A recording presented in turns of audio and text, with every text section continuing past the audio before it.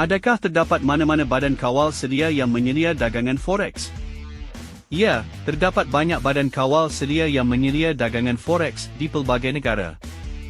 Badan kawal sedia ini ditubuhkan untuk memastikan dagangan forex dikendalikan secara telus, adil, dan bebas daripada amalan penipuan. Berikut adalah beberapa badan kawal sedia utama. 1. Amerika Syarikat. Commodity Futures Trading Commission, CFTC, mengawal sedia pasaran derivatif, termasuk forex, DS. National Futures Association, NFA, organisasi pengawalan sendiri yang memantau broker forex berdaftar. 2. United Kingdom. Financial Conduct Authority, FCA, mengawal sedia pasaran kewangan, termasuk forex, di UK. 3. Australia. Australian Securities and Investments Commission, ASIC, mengawasi broker forex dan memastikan pematuhan terhadap undang-undang keuangan. 4. Kesatuan Eropah.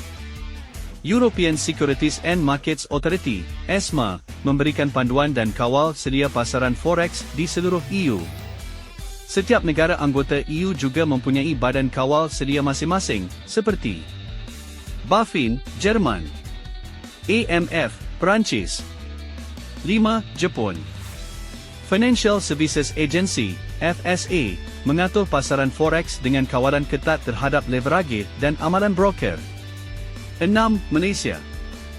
Bank Negara Malaysia, BNM, mengawasi semua aktiviti kewangan, termasuk forex, untuk memastikan pematuhan undang-undang keuangan tempatan.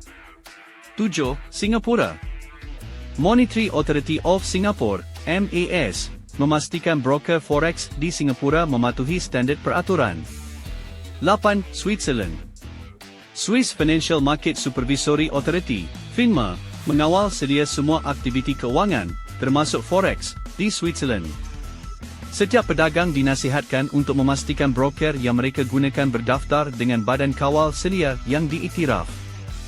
Ini memberi jaminan bahawa dana dan aktiviti perdagangan mereka berada di bawah perlindungan undang-undang. Terima kasih kerana menonton video ini.